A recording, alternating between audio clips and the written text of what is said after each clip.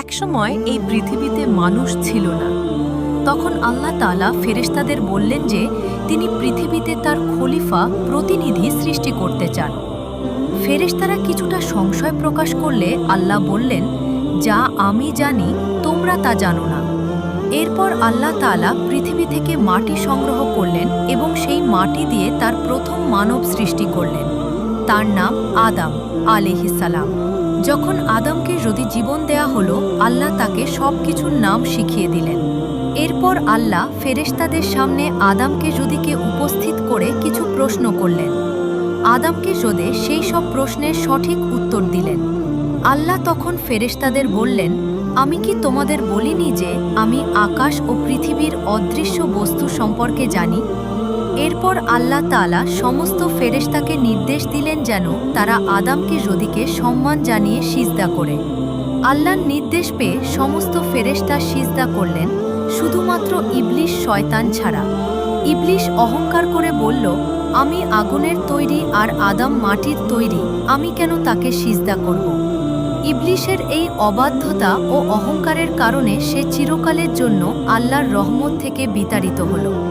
এরপর আল্লাহ তাআলা আদমকে জান্নাতে থাকার অনুমতি দিলেন, কিন্তু আদম সেখানে একা বোধ করতে লাগলেন। তখন আল্লাহ তাআলা আদমের পাঁজরের হাড় থেকে তার স্ত্রী হাওয়াকে সৃষ্টি করলেন।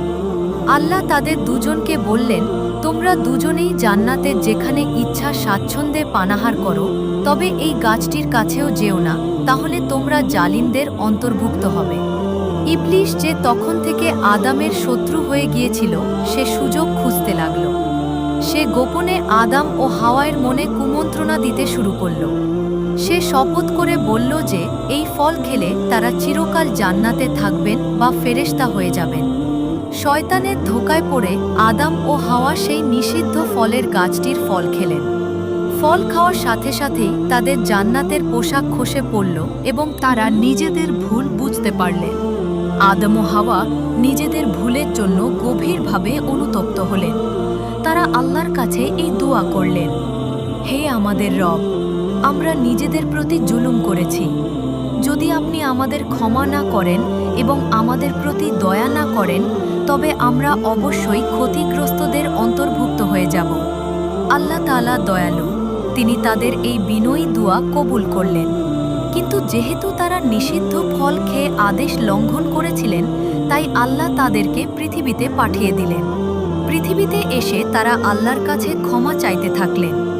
দীর্ঘ সময় পর আল্লাহ তাদের ক্ষমা করলেন এবং তাদেরকে পৃথিবীতে তার খলিফা হিসেবে দায়িত্ব দিলেন। আদমকে আল্লাহ পৃথিবীতে প্রথম নবী হিসেবে পাঠালেন, যেন তিনি আল্লাহর একত্বের বার্তা মানুষের কাছে পৌঁছে দেন এবং পৃথিবীতে কিভাবে জীবন যাপন করতে হয় সেই জ্ঞান দেন।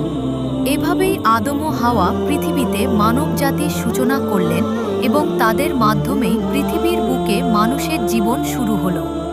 শিক্ষা। এই কাহিনীর মূল শিক্ষা হল আল্লাহর আদেশ মান্য করা, অহংকার থেকে দূরে থাকা এবং ভুল হয়ে গেলে দ্রুত ক্ষমা চাওয়া ও তওবা করা।